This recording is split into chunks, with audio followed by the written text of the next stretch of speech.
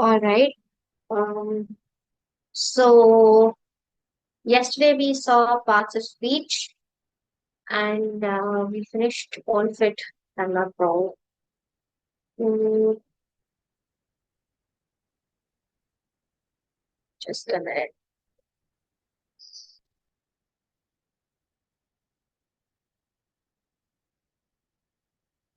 All right. So we did noun, pronoun, verb, adverb, adjective, preposition, conjunction, and interjection. All right. So we are going to use all of this to come up with sentences. Okay, that's the next thing. Right. So there are three things uh, in a sentence. I mean, that is subject, predicate, and object. Okay, these three things is what consists of a sentence. Is what makes a sentence. Okay. So, what is a subject? Subject is the main thing that you're speaking about, or the main character of your sentence, right? So, it is the topic of your sentence. So, the ball is lying on the grass. So, what am I speaking about here? What am I telling you about? I'm telling you about the ball. So, the ball becomes the subject. All right. So, some examples here are the cat chased the mouse. So, who are we talking about? We're talking about the cat that is chasing the mouse, right? My brother is sleeping. Who is sleeping? Who are we talking about? We're talking about my brother. So my brother is the subject in this sentence. The idea sounds amazing. What sounds amazing? The idea, because you're speaking about the idea in this sentence. So basically, that which we are speaking about, that which is the topic or the highlight of the sentence, becomes your subject. All right. Then what's a predicate? Predicate is basically that which gives you the information about what the subject does or the subject is doing or what is happening in the sentence, right? So, uh, in the previous example, we said my brother is sleeping, right? So, my brother, if that's the subject, what is my brother doing? My brother is sleeping. So, is sleeping becomes your predicate, all right? So, that which tells you more about the subject becomes your predicate. Few examples here are the cat chased the mouse. What did the cat do? So first the question was, who are we speaking about, right? So there we were speaking about the cat. Here the question is, what did the cat do? Because we want to know more about the subject. So what did the cat do? The cat was chasing the mouse, right? So the latter part of the sentence, chase the mouse becomes your predicate. My brother is sleeping peacefully. So, my brother was the subject, is sleeping peacefully. What is he doing? He's sleeping peacefully, right? So, that is the predicate in this sentence. Now, the idea sounds amazing. We were speaking about what? We were speaking about the idea. And what about the idea? That it is amazing. So, that portion which says it sounds amazing becomes your predicate, right? So there the question is who. Here the question is what. All right. So basically, something that tells you more about the subject is your predicate. The third portion or the third part of the sentence is called as object. All right. So what is an object? Object is on who or what is the action being taking place. All right. So the subject is who or what, and the predicate is what the subject is doing, right? The object is the what or who they are doing it to, right? So it becomes like the third person, right? So uh, we'll see examples. So first is who or what. second is what, predicate, and the object is what the subject is doing the action on whom, right? That becomes your object. So, for example, the dog fetched the stick. So, who fetched? The dog fetched, right? So, that becomes your subject. What did it fetch? The stick, right? So, the stick becomes the object, right? Because the subject, that is a dog, is acting on the stick, right? As if he's picking up the stick, right? He got the stick. So the stick over here becomes the object. I gave her a gift. What is the subject over here? Who gave? I gave. So that becomes your subject. Gift, on the other hand, becomes your object because that is the substance, or that is what I'm giving, right? That is what the action, on which the action is taking place. So gift becomes your object. He admires the painting. Who are we speaking about? Him, right? So he becomes the subject. And he's doing what? He is admiring the painting. So that's a predicate part. But what is the object? Painting. Why? Because that is what he's admiring, right? So that is your object. So you get what is the subject, object, and predicate. Subject is what, who, or what, or the topic of the whole sentence. It is like the superhero of the movie, right? Speaking about the story is about the subject. Okay. The latter part about what the subject is doing becomes your predicate. On what the subject is doing or on which the action is taking place, that becomes your object. Clear? So these are the three parts of a sentence. Now, there is something called direct versus indirect objects. Okay, so direct objects are things that are directly affected by action. So she ate an apple. What did she eat? She ate an apple. Okay, indirect objects are the one that benefits from the action. That uh, benefits from the action, as in it's a reverse thing, right? So she gave me an apple. Okay, so first we said that she ate an apple. So what did she eat? She ate an apple. So apple becomes the object. That is a direct sentence, right? Direct, you can identify it directly, no complications. But when we say indirect object, sentence is like this, right? She gave me an apple. Okay, so who got the apple? I did, right? So the object over here becomes me and not the apple, because that is indirect object. Okay, so we are saying that the thing, it is not about whether it's a living thing or a non-living thing, all right? So it's about if it's a direct object or an indirect object, all right? So she gave who an apple? She gave me an apple. So I become the object here. This is an indirect object, all right? So these are two kinds of direct and indirect, two kinds of objects. All right. So with that, we finish sentence formation. The next we go to tenses. Okay, tenses means what? You have past, present, and future tense, right? So your sentences are based on a particular tense, right? So whether you're speaking about what happened in the past, or you're speaking about what's happening right now, or what's going to happen in the future. So each sentence is based on a particular tense, right? So why are tenses important? Because they help us express about when the action took place or is happening or is going to happen, right?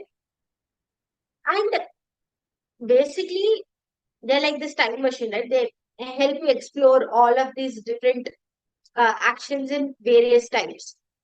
All right. Now, let's first look at past tense. Past tense means what? Something that has already happened. So action that has already taken place, right? So first, for each, for each, that is past, present, and future, for each of them, you will have four categories. All right. First is simple past. What does simple past mean? It means an action in the past that has already been completed. I walk to school. Okay. I walk to school, full stop. That's it. So action has already been completed. So it's simple past. All right. What is past continuous? Some action that is ongoing in the past. Right. So first I said I walk to school. So that is saying that I walk to school, I reach school, end of the story. When I'm saying past continuous, it means the sentence will become I was walking to school. So it's a action that is ongoing. It is still happening. I mean, not still happening in the past. It's a continuous action. It was still happening, right? So when I'm speaking in past continuous. I was walking to school. Okay. Past perfect action completed before another past action. Okay. So it's a mix of simple past tense. So two simple past coming together will be past perfect, right? Something like I walked to school, that's your simple past, before it rained. So it rained is also simple past. It rained. The action is completed. It rained. Full stop. Right? Bring these two together and then you have uh, two completed actions. That is I walked to school as well as uh, it rained. Alright. Now, there is past perfect continuous tense. Past perfect continuous tense is actions uh, that are ongoing actions until another past event, right? So, past perfect, remember, we got in simple past, two simple past actions together. Simple past is what? Completed actions, correct? So, we bring two simple past and it becomes past perfect.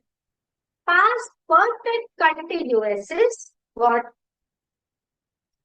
Again, you bring your perfect action and your continuous action. That becomes past perfect continuous.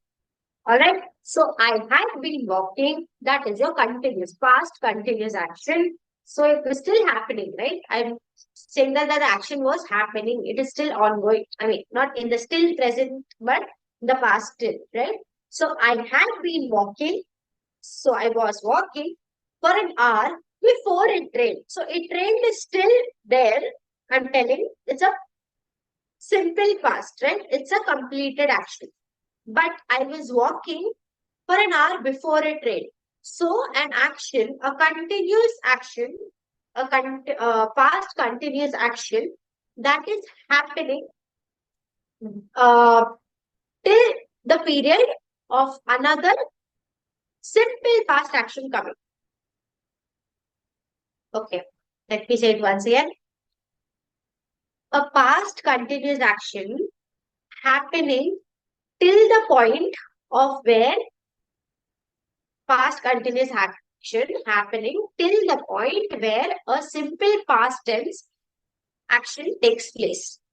All right. I have been walking is a continuous past continuous tense for an hour till what? Before it rained. Okay. So I was walking is past. It was happening, but then it started raining. So I also stopped. Something like that. Do you get it? All right. So with this, we finish past tense. Then you have present tense. Okay. Same four categories. Simple present. So what is simple present? It's regular actions or truths, right? So I walk to school. Okay. I walk to school. That's simple present. Present continuous is ongoing action that is happening right now. Also, this is very simple, right? So I am walking. I am sleeping. I am eating. So it's still happening. The action is still happening. So someone calls you and you said, I am eating. So they know that you're doing this action right now. Right? Now, what is present perfect? Action completed at an indefinite time or still relevant, right? So you're saying that I do it all the time, things that is still relevant, जो अभी भी हो सकता है, जो अभी भी सत्य है, right? So it's um, what do you say? Things, the actions that are completed, but it is still true. I eat. Okay, I have eaten my breakfast, right? That becomes what? Past perfect. That means you're saying that you have eaten your breakfast before also, and it is still relevant because you're going to eat tomorrow also, right? So I have walked to school. Okay. So you are telling someone, you have just reached school and you're telling someone, I have walked to school. So that means what? It's a present perfect. It's happening right now and it is a completed action. All right. Present perfect continuous is what? It's an ongoing action that started in the past and continues now. So something that started in the past and is still continuing now is present perfect continuous. Okay. So what is the difference between present continuous? Present continuous is something that's happening right now. Okay. But the difference in present perfect continuous is something that has started before and is still happening now. Okay. So I am walking to school. It's happening now. Right now, I'm walking to school. But when I'm saying that, when I'm talking in present perfect continuous, I mean, I have been walking for an hour, right? I've been walking for an hour, right? So that means I started an hour ago and I'm still walking. Okay. That is present perfect continuous tense.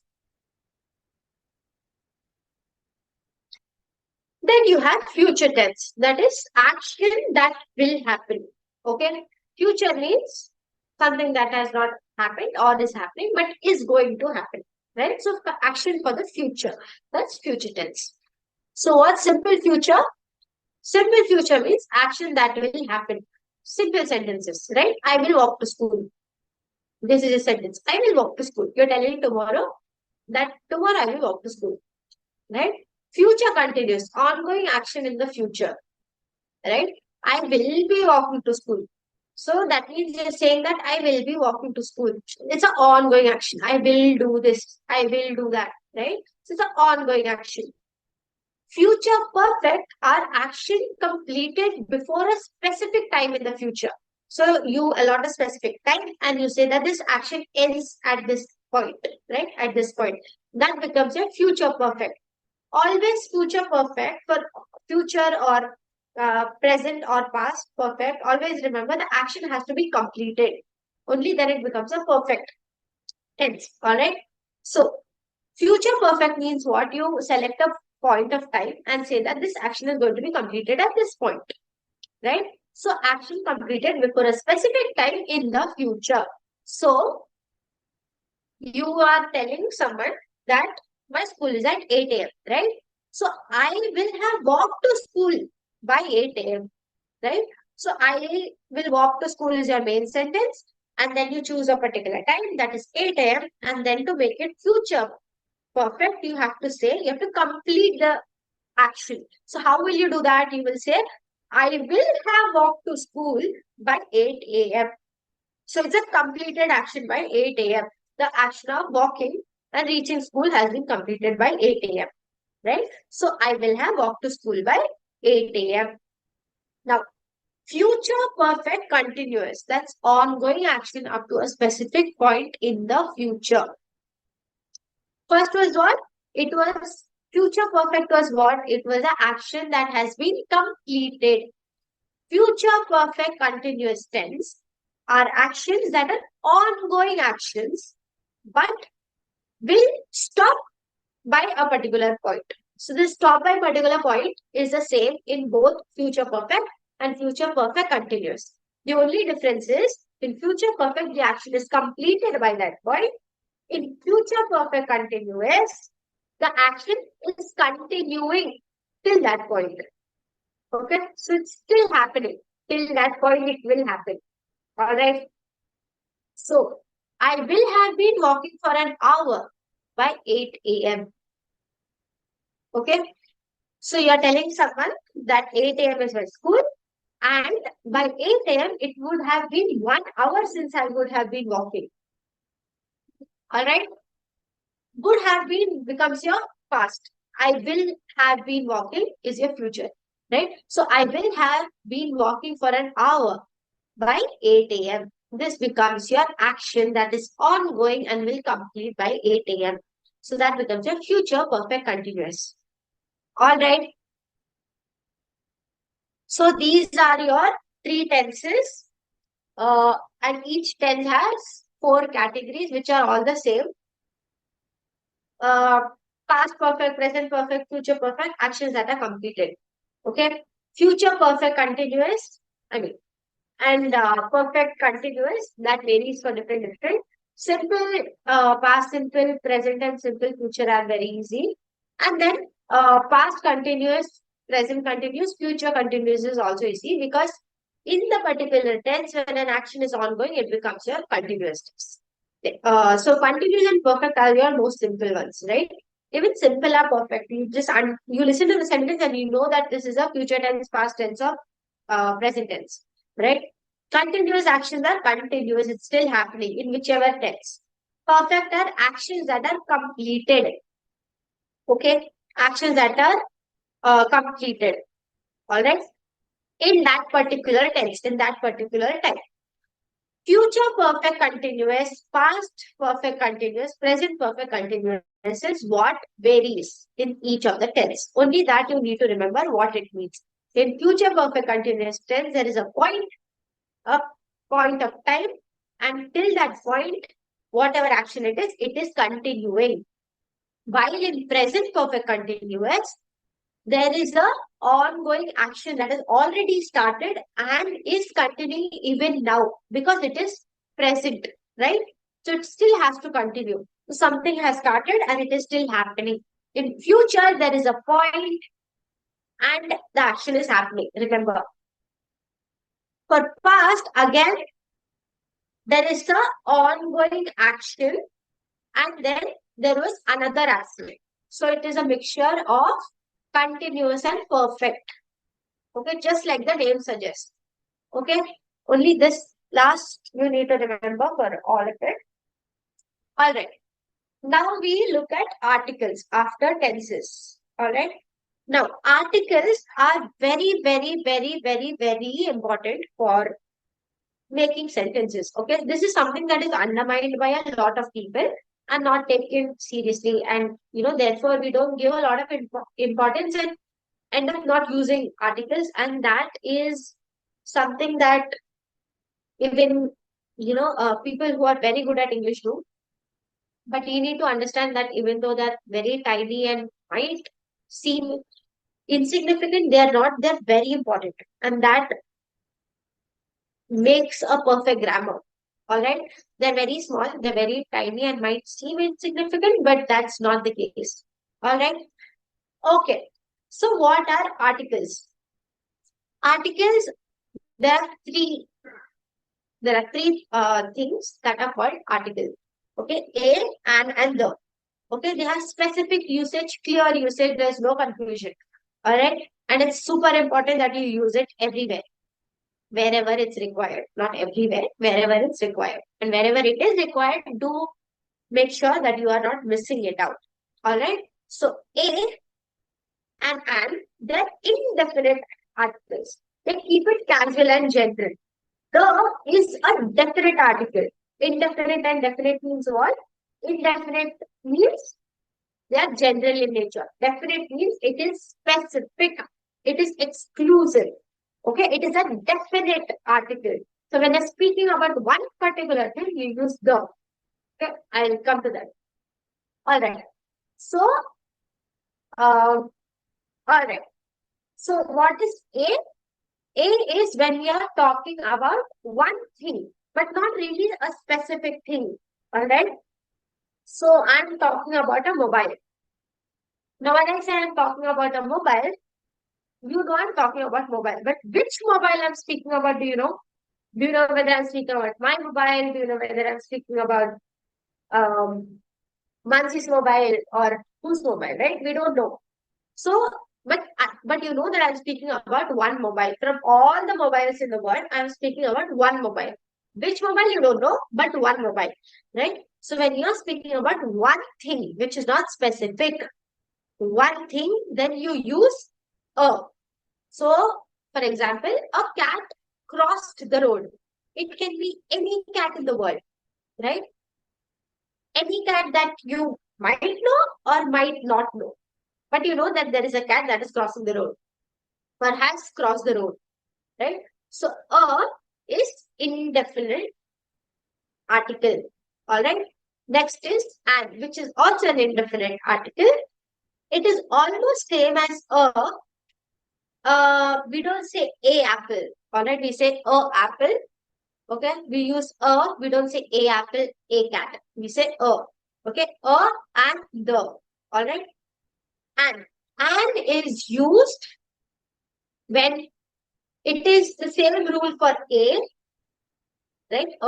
It is the same rule for a, but the only difference between and is for and we use vowels. Only when you see a vowel coming in, do you use and.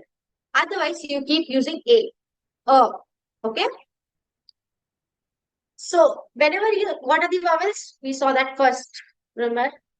So A, E, I, O, U, the five vowels. A, E, I, O, U, the five vowels. Whenever it comes, you use an instead of a.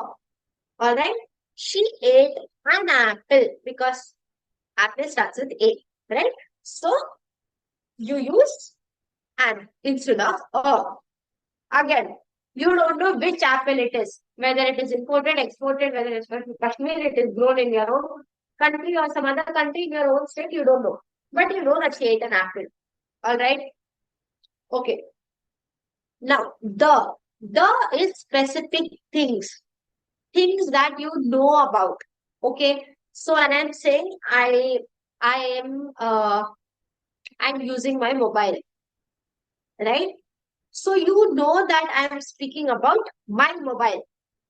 Okay.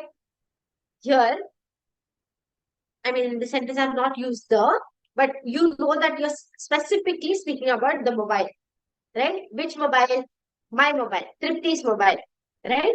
So the example over here is the cat is sleeping on the couch. When I say the cat is sleeping on the couch, it means that we already know which cat we're speaking about. Both you and I are aware of the cat.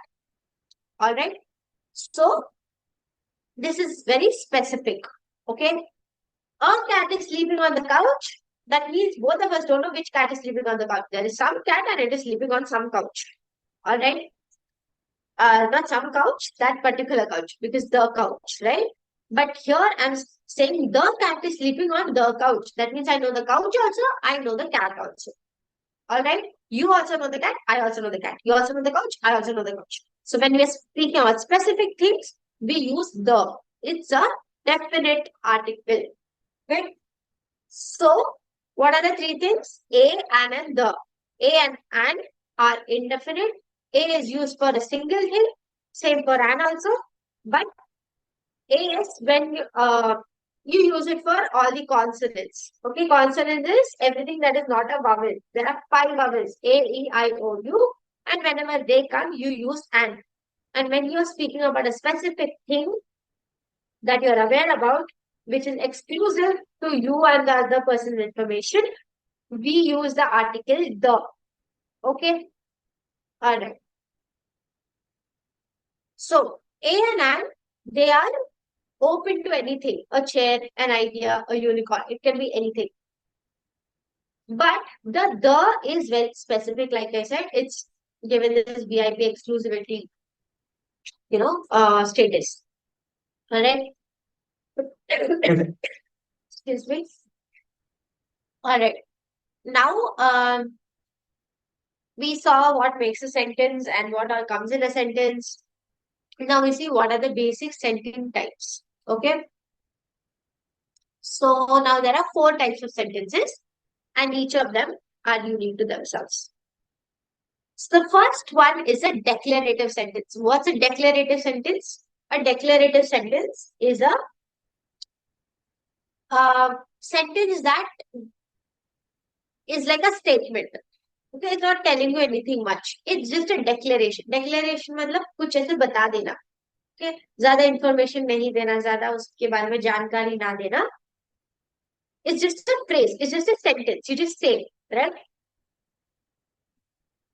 I I like chocolate.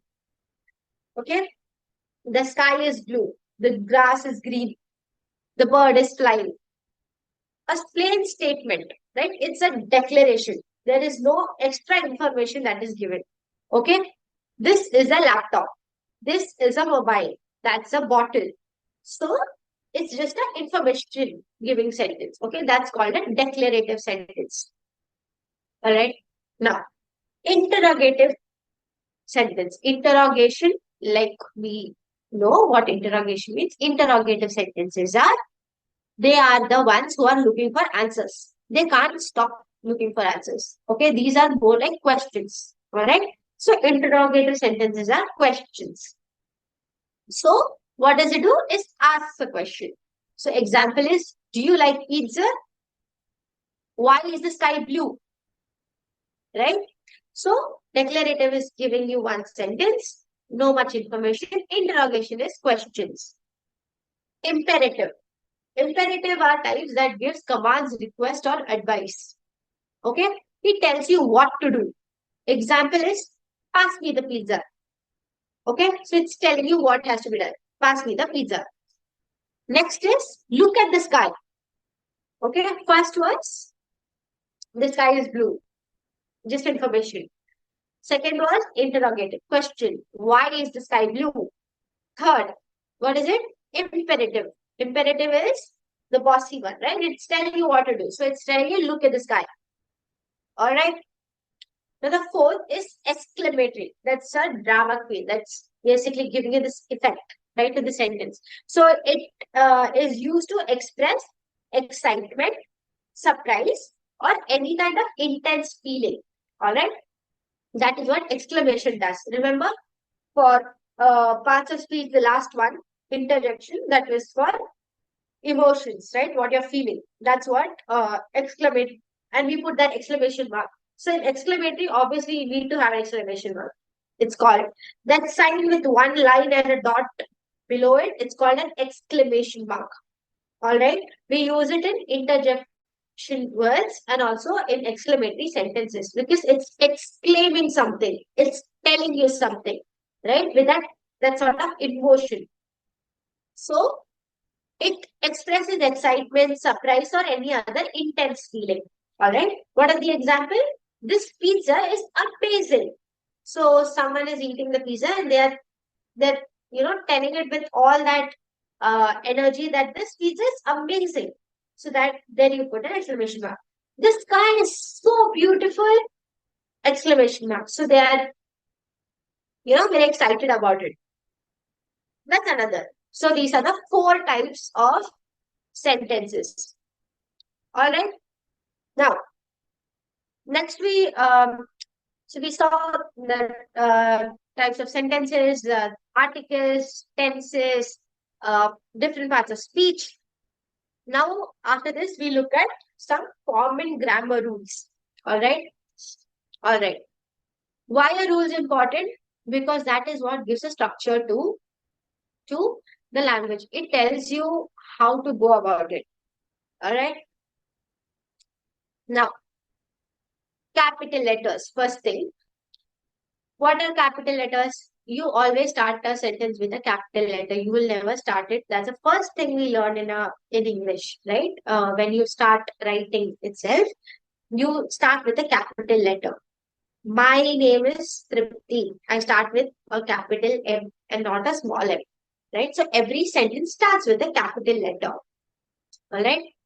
The cat jumped onto the table. The T of the is capital because it's like a opening, right? It's a start of a whole movie that you're going to explore. So it's a start of the story that you're going to hear or say, right? So it's a capital letter. That's the first rule. Second rule is punctuation. Knowing to use the correct punctuation, whether it's a full stop, whether it's an exclamation, whether it's a comma, whether it's a question mark, knowing where to put what is very important. Okay. So, you have different punctuations. So first is period or a dot, right? What we call as a full stop. So what does it mean? That it means it's putting an end to the sentence, right? I like pizza. This is my sentence. Put a full stop at the end of it. A lot of us don't do this, especially because we text a lot, right? We type a lot and we don't do formal typing. We are mostly messaging on WhatsApp. So we tend not to put that full stop. This full stop is important, especially when you write on paper, right? Also on text. Put a habit to it. Question mark. It's when you're asking question, when you're curious or inquisitive, right? When you want to ask some sort of question, whatever question. If it's a question, you have to have a question mark at the end of it. Then you have exclamation mark, which tells you about a particular emotion, right? So whether it's dramatic or emotional, sad or happy or whatever. So you say, I love the pizza. And then you put an exclamation mark, right? It's telling you that the person is excited. If you say, I love the pizza, it's like the first, it's calm and composed. So your different punctuations is telling you the different emotions that are coming through your speech or a language. All right. Then you have comma. Comma is what?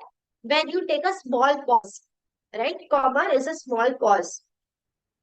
I stopped and then I started walking, right? Or what could be a comma sentence? I was I was walking to the market, comma. I I fell down.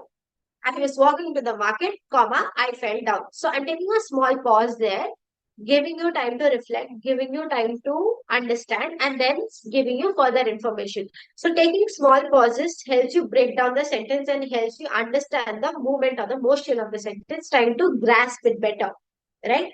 Then you have something else where you have a comma and a dot on top of that, right? That is a longer pause. Okay, that you do when you have a whole sentence and then you want to continue. Then you put one, you put that. All right. So this is your punctuation. There is less than a minute left. Can we read